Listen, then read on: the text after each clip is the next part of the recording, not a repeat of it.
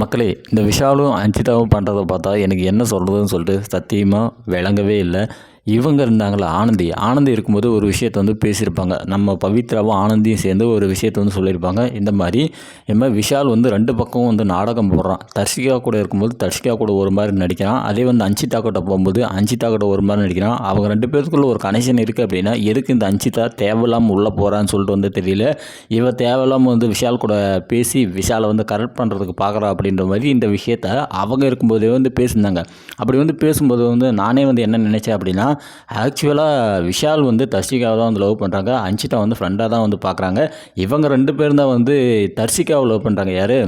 நம்ம பவியும் அதேமாரி நம்ம ஆனந்த் இவங்க 2 பேரும் தான் வந்து தர்ஷிகாவை லவ் பண்ணுறாங்க. அதனால தான் அந்த கான்ஸில் வந்து பண்ணுறாங்க. தர்ஷிகா வந்து தங்க கூட வந்து டைம் ஸ்பெண்ட் பண்ணல அப்படின்ற அந்த வெகுளித்தனத்தில் தான் வந்து இவங்க வந்து பேசுகிறாங்க அப்படின்னு சொல்லிட்டு நான் கூட வந்து நினச்சிட்டு இருந்தேன். ஆனால் இப்போ தான் வந்து தெரியுது இந்த மாதிரி விஷால் வந்து எப்படியாப்பட்ட ஆள் அப்படின்னு சொல்லிட்டு, அதேமாதிரி அஞ்சிதாவும் எப்படியாப்பட்ட ஆளுன்னு சொல்லிட்டு இந்த 2 நாளாக தான் எனக்கு வந்து தெரிய வருது.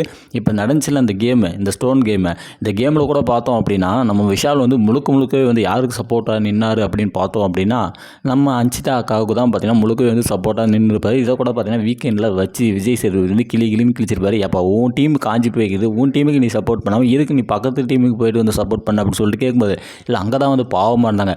பாவம் பார்த்து போனேன் இல்லை எதை பார்த்து போனேன் அப்படி சொல்லி கேட்டிருந்தார் அப்படின்னு ஹைலைட்டாக இருந்திருக்கும். பட் இந்த இடத்துல அவர் வந்து கேட்காம போனது நம்மளுக்கு வந்து நல்லாவே தெரிஞ்சுது.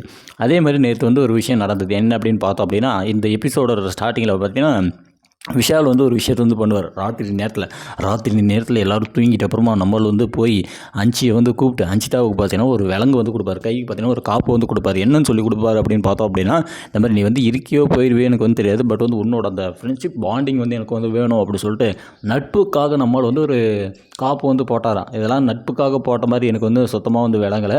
அதுலேயும் பார்த்தீங்கன்னா விஷால் வந்து கூப்பிட்டு போயிட்ட அப்புறம் நம்ம அக்கா வந்துட்டு ஃப்ரெண்ட்ஷிப் தான் சொத்து நமக்கு அப்படின்னு சொல்லும்போதெல்லாம் எனக்கு வந்து சரியான காண்டு ஆகுச்சு.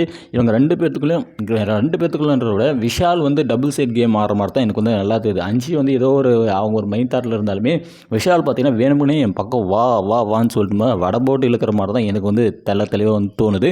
உங்களுக்கு என்ன தோணுது அப்படின்றத மறக்காமல் கமெண்டில் போடுங்க. அதே மாதிரி பார்த்தோம் அப்படின்னா ஒரு இடத்துல வந்து 2 பேர் வந்து சாப்பிடும்போது அந்த இடத்துல இவங்க நம்ம விஷால் வந்து ராணுவ கூட ஒரு கான்வர்சேஷன் வச்சுருப்பாங்க. அப்போ பார்த்தீங்கன்னா அஞ்சிதா வந்து விஷாலுக்கு வந்து சப்போர்ட் பண்ணிட்டு வருவாங்க. அந்த இடத்துல ஒரு வார்த்தை வந்து சொல்லுவான், எனக்காக வந்து நீ வந்துட்டியா அப்படின்னு சொல்லும்போது எல்லா இடத்துலலாம் வரமாட்டேன் அப்படின்னு சொல்லிட்டு ஒரு வார்த்தையை பார்த்தீங்கன்னா க்யூட்டாக வந்து போடுவாங்க. அப்படி வந்து போடும்போது அந்த இடத்துல நம்ம ஆள் ரியாக்ஷன் வந்து கொடுப்பாரு. அப்போ இவங்களுக்குள்ளே இருக்கக்கூடிய அந்த காதல் விஷாலுக்குள்ளே பார்த்தீங்கன்னா ஒரு கிசு வந்துருக்கு. அஞ்சிதாவுக்குள்ளேயும் பார்த்தீங்கன்னா ஒரு கிசு இருக்குது. அந்த ஃபேஸ் எக்ஸ்பிரஷனை பார்த்தோம் அப்படின்னா எப்படி தர்ஷிகாவும் விஷாலும் வந்து உட்காந்து கொஞ்சம் பேசினாங்களோ அதே மாதிரி தான் எனக்கு வந்து தோணுச்சு.